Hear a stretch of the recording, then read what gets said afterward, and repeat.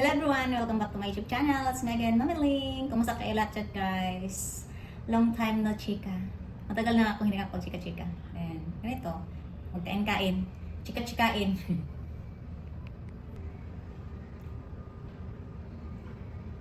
So, let's it guys. Mag-isa lang ako ngayon kasi si Lian at yung husband ko naligo doon sa pool. So, mag-isa ako. Ayan, tahimik. Kain tayo guys. Toasted corn. Mangga. Mangga with yamos. Ito. Nabalik ko to. Luyang. Yung saging ba? Ito po to. Then to balot. Ito yung malit na hipon. Lagyan ko ng itlog. So magkamayan ako guys. Tapos ako hugas kamay. Kain tayo. Namnam. Ganda ng balot. Nagbalot ko karon. Ano man to, natira to sa gimukbang namin ba yung nandito yung mga friends ni Dan. So natira to. So ano ko lang sa giinit.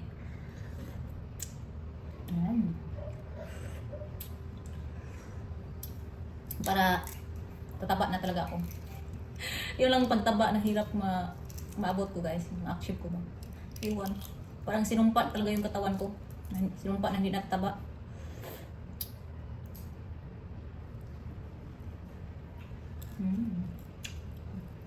Hindi ako ng piso.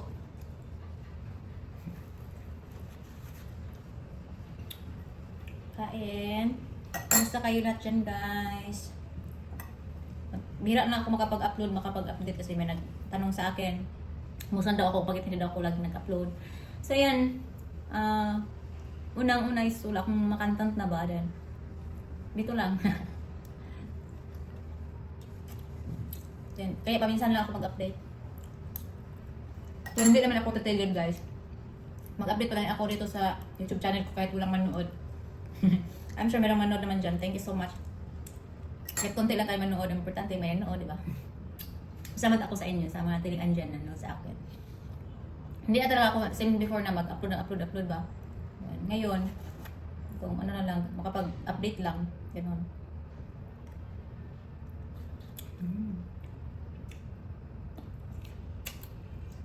Marami.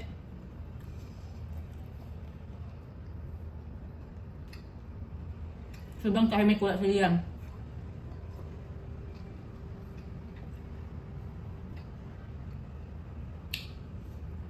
Hanip yung mangga guys. Hindi maasim.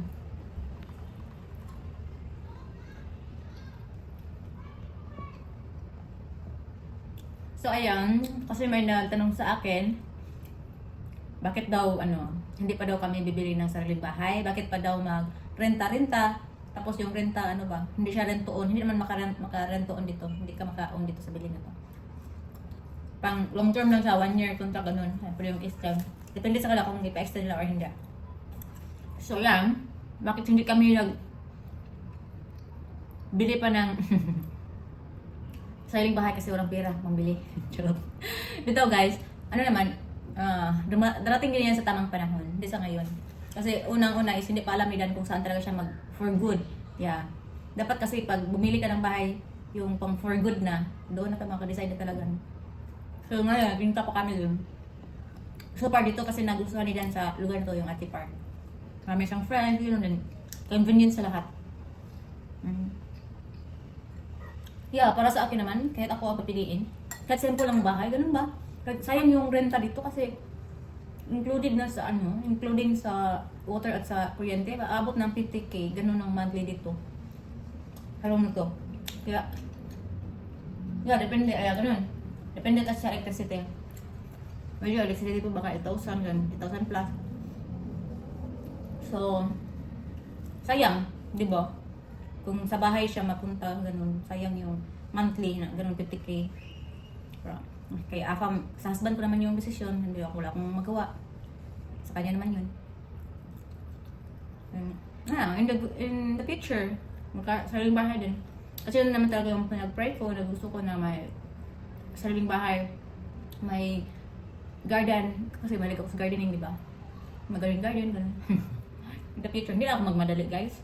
Yung meron na bakit ba, hindi pa daw ako, daming nagtanong-tanong, daming curious talaga. It's okay, part naman yan. Para sa akin, bakit hindi pa daw ako pumunta sa US? Lalo nakasal na daw kami. Ano, hindi naman yun madali. Darating din tayo sa magpunta sa US, pero hindi pa ngayon. Ano pa, pero hindi naman ako, hindi, mag-forgo doon ba, yung vacation lang. Kahit yung mama ng husband ko gusto niya makita ako, makita yung anak, ganun ba? Alam niyo guys, ito lang din ang may share ko na proud talaga ako, na thankful ako kasi na-feel ko talaga na tanggap at mahal nila yung anak ko. Is guys, ano ko talaga sa niliyan ba, kahit sila hindi nila kadugo, kasi hindi anak ni Dan, ganun ba? Sobra guys, baka ko yung message nila para kay Lian, ganun parang, part na talaga, ano ba si Lian, mas ano pa siya kasi sa akin, ganun ba? Pero yun ang kasiyahan ko at nagsalamat ko kay God kasi kahit si Lian ay nabandon sa ama niya, sa family, siguro, ewan. Pero may sa family ni Dan, yung mama niya ganun, mag-message ganun na basta sweet na sila kay Lian. Padalhan pa kanila ng regalo si Lian lagi. Para kay Lian. Yeah, kailan na kami ng birthday ni Lian, mag-ask sila kailan ang birthday ni Lian. Sweet na kay Lian. Swerte yung anak ko. Swerte ako sa husband ko. Kasi mabait yung husband ko, hindi nagbabago. Lalo pa siyang bumabait guys, lalo pa siyang good husband and good father to Lian. Pero swerte ako. Yun lang, may share ko. God is good all the time. Kahit before, grabe yung mga pagsubok sa buhay ko. Alam niyo talaga yan sa mga dati kong followers. Pero may hangganan pala yung problema, yung sacrifice, yun mo. Yung kahirap, may hangganan lahat, kaya temporary lang lahat ba? Kaya habang dito yung sitwasyon ko, pagpasalamat ko lagi kay Lord sa mga taong tumulong sa akin before, Ate Beth, lahat yung mga taong tumulong sa akin. Pasalamat ako guys, kahit hindi man ako laging magsalita ng mag-message, ganun. Salamat ako. Heartily. Nothing changed. Amazing pa rin. Payat.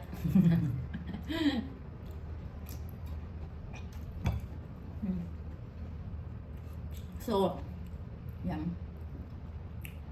Kaming birthday yan. Baka sa kami, mag-uslob kami guys. Kasi gusto lang ni husband ko at yung mga friends ni Dan, yung mga foreigner, gusto nila na mag-celebrate, din ba? Doon sa Oslob na, kasi kami banding doon sa Oslob. Then natunong po siya guys ba na timing. Kasi May 9 yung birthday ni Lian, din May 9 din yung travel namin doon. Kasi pang 9 to pang 4 days. So din ang birthday ni Lian doon. Kaya thankful talaga ako kay God. Sa lahat. Malaki na si Lian, 5 years old na. Dahil ang panahon, diba? May ulitaw na ako. Tangkat pa sa amin, sa husband ko.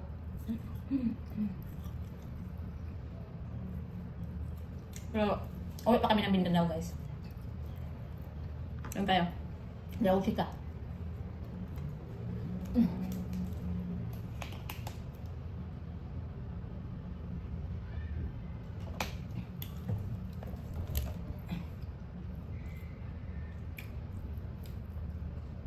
Yan, step lang good. Step by step. Step by step lang good. Hindi lang magmamadali. Yeah. Go with the flow. Ang importante, ang mahalaga. Ito. Pagkasama kami, buo kami, ng husband ko at Lian. Good health, happy, simple life. Simple lang yung husband ko, simple lang. Ganun ba ang buhay? Yun lang yung pinangarap ko na simple life, happy life. Ayaw ko yung mga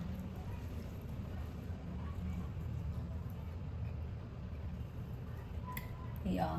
Yun lang guys. May share ko. Kain tayo.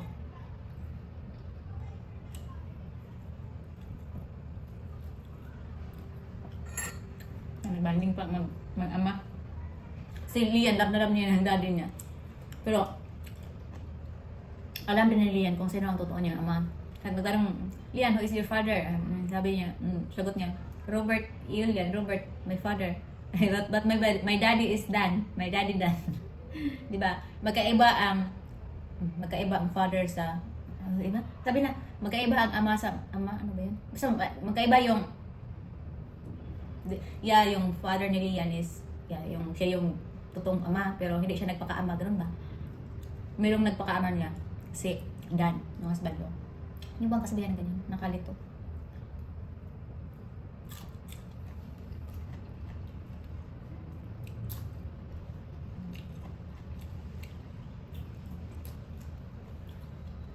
Then ngayon ano na si Lian guys, curious na siya ba, magtanong-tanong na siya. Or hinay-hinay, dandan ko naman i-explain sa kanya yung situation, ganun.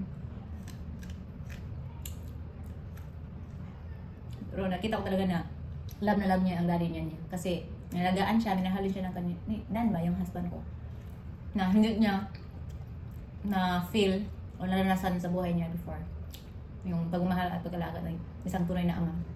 So, ngayon, naibigay yan ni Dan. So,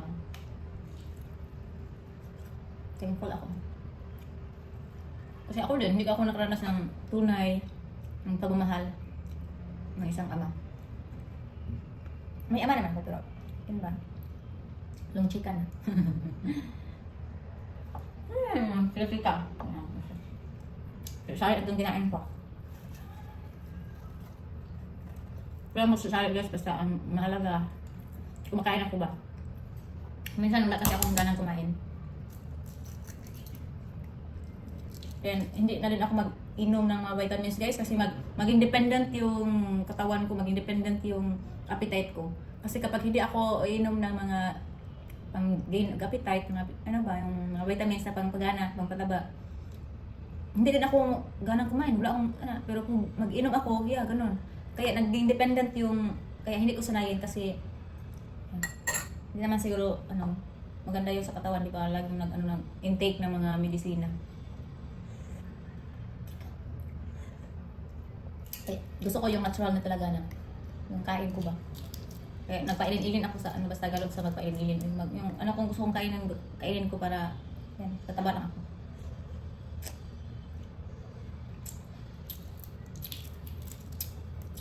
May gitawag chikain. Mag-isa lang kasi. Na-miss ko sa Mindanao, mama, kain-kain. Yeah, see you soon, mama. Uuwi kami diyan. Uwi kami ng anak ko dyan sa Mindanao. Kasi kasal ng kapatid ko.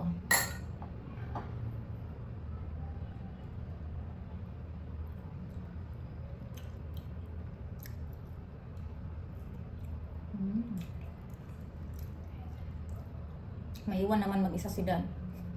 Lagi nilang maiwan.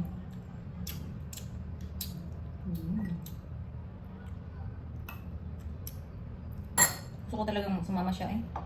Ayan, ayaw. May rason din na ayaw niya. Hindi ko mapilit ang tao.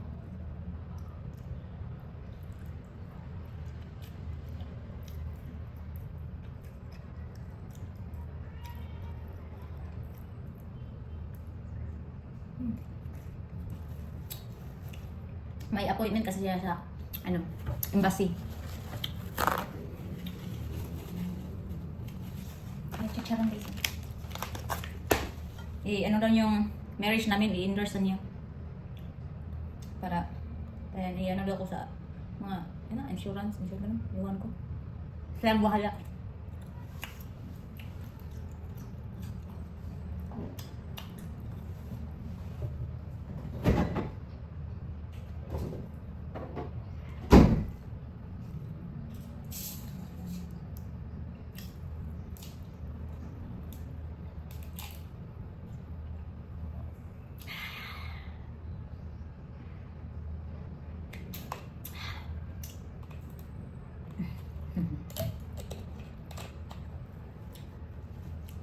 Siya, araw hindi tataba nito. Masarap yung puto.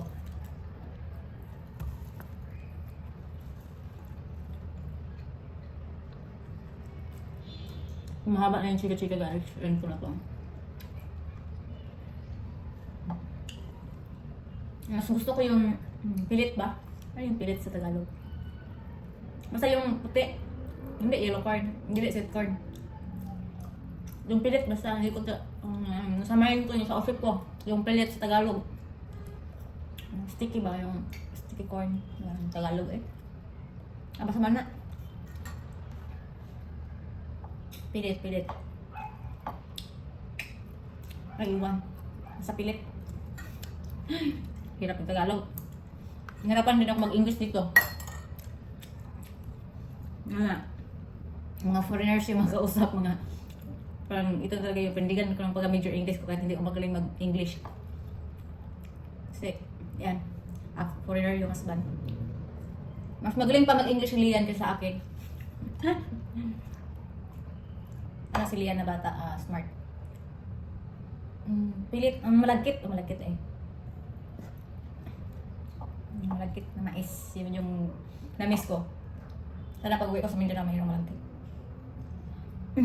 So yan guys. End ko na yung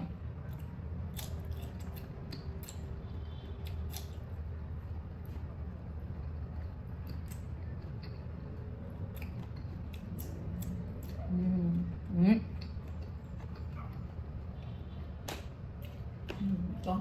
Sa pinakurat. Ito pa. So mahaba na yung chikain ko guys. Thanks po sa yung panoodin lang. Yeah, nagpasama talaga ako na andyan. Natili inuod sa akin, kat boring. Thank you so much. Kaya mag-update lang ako dito kasi kaya sabi ko na hindi ako magtigil mag-vlog kahit walang manood. Kasi parang documentary ko siya ba. Maraming memories ko dyan sa mga content sa ano ko channel na yan mamiling. Yung previous vlog ko, yung pagbuntis ko, yung kasama ko yung ama ng anak ko. Andyan pa lahat yung mga videos pero gina-private ko lang. Kaya parang ano ko lang siya ba, paglaki ni Lian, yan, nakita niya. Yung mga kadramahan ko sa buhay, yung charot. Yung katoksikan. So far ngayon, hindi naman nakita niya mag-iyak ko. Wala nang toxic, wala nang drama. So, happy life, happy wife, sana all. So, yan lang. Again, thank you so much sa inyong lahat. Thanks for watching. God bless you all.